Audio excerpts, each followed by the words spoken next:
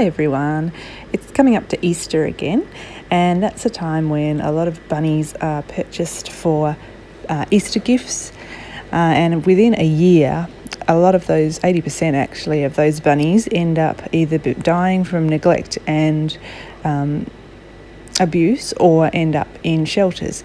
So I just wanted to put out there into YouTube space a reminder that bunnies aren't just for Easter, they're actually exotic pets. They're a 10 plus year commitment and they have a lot of specific needs and high cost for keeping them for the full span of their life. So I just thought we'd look at some of the things that bunnies do need to make them happy and give them a full and healthy life, and reasons why it's not a great idea to purchase them for gifts.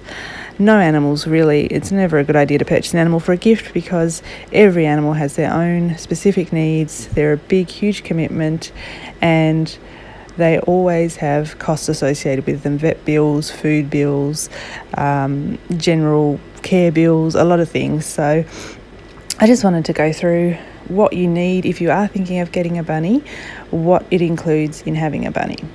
So first of all, I'll always say a hutch is not enough. So I am an advocate for having house rabbits because I really do believe that it's best for bunnies to be kept indoors. I know that's not always the case that they can be kept indoors, but they need room. The biggest factor is that they need a lot of room. They need to run, they need to jump, they need to be able to exercise to keep healthy. And it's not just that they need room to just run or just jump, but it actually has a huge effect on their overall health because being able to move and be active will actually affect their digestion, and rabbits have so many digestive problems, they're really prone to it. So being able to move and keep healthy is really going to help their digestion to keep moving and to keep at its best health. So they need to have a lot of space. A hutch is definitely not enough. You need to have a huge outdoor run or their own area, free-ranging house rabbits, or as I have, a room. But yes, you do need a lot of room for rabbits. People just think of them as pocket pets that can be kept in a small cage, but that's not the case. The only reason that rabbits were kept in hutches to start with was so that breeders could fatten them up quickly, so that they wouldn't get exercise and they would just sit in the one place, eat pellets and get fat. And so it wasn't ever in the rabbit's interest to be in a hutch. It was just for people to fatten them up. So it's really time that we got out of that outdated thinking that a hutch is enough, and we need to go and think now that they're just like a dog or a cat. They need lots of space and they need a really lovely enriching living environment. Rabbits are also quite expensive pets to keep. I think any pet is really expensive to keep. Usually the cheapest thing about a pet is their initial purchase price. So people, I think it doesn't cost much to buy a rabbit, you don't need much for them, just a cheap hutch, a carrot, a bit of lettuce, and that's it. But that is not the case at all. So yes, rabbits, like a lot of pets, are quite inexpensive to purchase, but then the ongoing costs are just as high as any other pet. They need vaccinations, they need to be desexed, they often are prone to quite a lot of digestive issues, as I mentioned before. So that could include vet visits, and the vet costs are just like any cost for cats and dogs. They're not any cheaper than that. So that's an ongoing cost that you have to have money for and that you have to be prepared to put out. They also need a good quality diet, so they need to have a lot of high quality grass hay that needs to be available to them 24 hours a day, 7 days a week. And they also need to have some sort of a high quality pellet or grain-free mix that they need to be fed. They also need to have vegetables, and this can be quite expensive. So the greens can be quite a big outlay. There's only certain greens that they can eat, and you need to really know which ones you can feed them, and you need to be able to include that into your budget to be able to buy for them every week, ongoingly for daily use as well. They need to be groomed, so you'll need to have clippers for their toenails, you'll need to have brushes for their fur, you'll need to be able to treat them if they get fur mites or if they get sore hocks, which is the base of their feet. Sometimes they can get wear on their feet and they need to have that treated by a vet. They can get teeth problems. So there's all these things that you just need to consider before going and purchasing a bunny, you need to think, if this does happen, which it can I afford that? Am I willing to put the time out if they have a digestive problem to feed them critical care, to massage their tummy, to treat them with gas drops? All these things you need to really think about before you get a pet. You also need to know, do you go away a lot? Because rabbits need to be watched.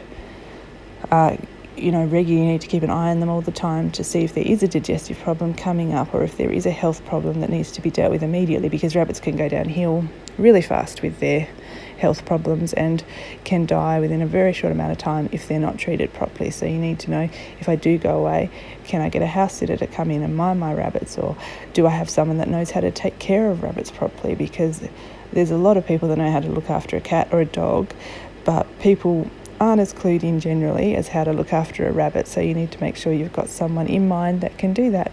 You also need to research rabbit savvy vets, because you need an exotic vet. You don't want to go to a cat and dog vet because they won't know the specific things to do with rabbits, and that can be really dangerous because they can give the wrong dose of medicine. If they have to be desexed, that can go wrong very quickly if you don't have an exotic vet that is really trained in how to treat rabbits. So there's all these sort of things that you need to think of. The other point that I think is really important that a lot of people don't realise is that rabbits aren't really pets that like to be picked up and cuddled and held. They're fluffy and they're cute, and I think a lot of people think that means they must be like a real cuddly pet that likes to be held and carried around, and that is not the case at all. They're actually prey animals, and what that means is that they are very nervous being lifted off the ground, because usually if they don't have 4 feet on the ground, if they're being lifted in the air, that generally means that they're being taken by a predator and they're going to be eaten. So it's usually quite a frightening experience from them, and it usually results in them struggling and trying to get away, and people often get scratched or even bitten as the rabbit tries to free itself, and then people misunderstand this and think the rabbit's being mean and doesn't like them. And so it's important to know, as with any pet, the actual nature of the pet you're getting and what they like and what they don't like. Don't just go on misguided popular opinion of a pet. You need to really look into what makes them happy and what sort of pet they really are. So I think that's really important. It leads me to my other point as well, that I don't feel that rabbits make great unsupervised pets for children. They can be fantastic pets for children if an adult is involved with and supervises the child with the rabbit. Kids tend to be quite rough-handed, and rabbits are very delicate little creatures. They're not as robust as, say, a dog or a kitten.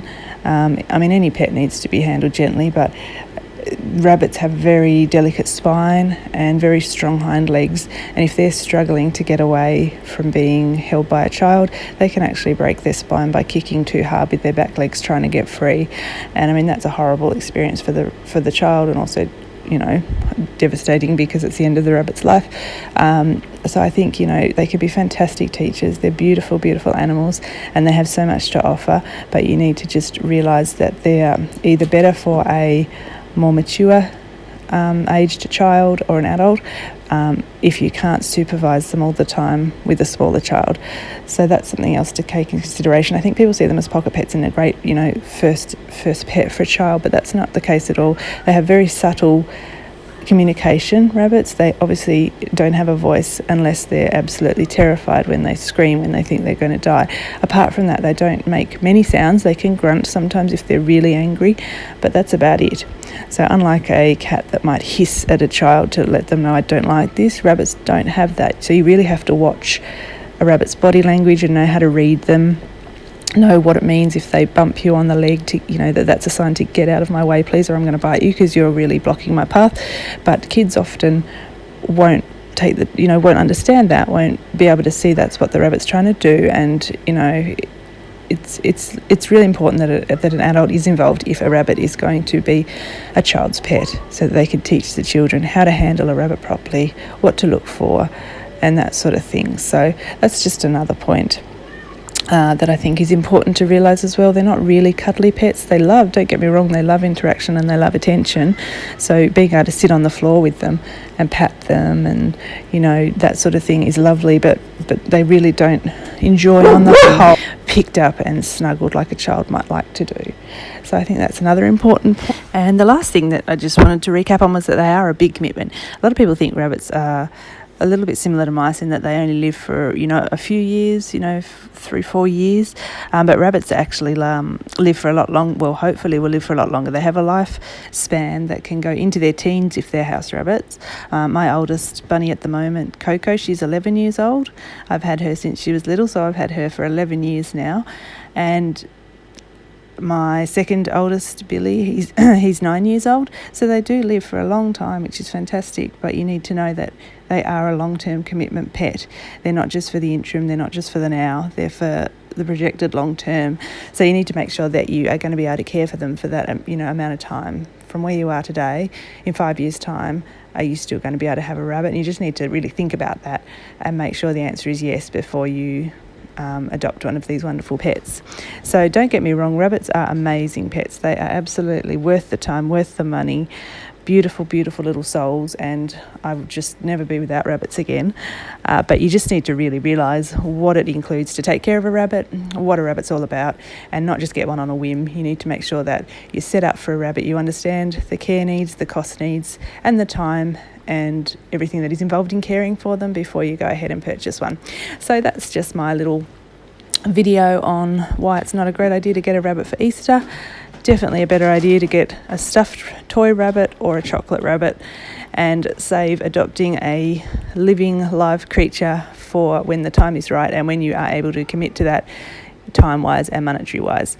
So thank you so much for watching, and I hope you enjoyed, and I will see you in my next one. Love and hugs. Bye. Yeah.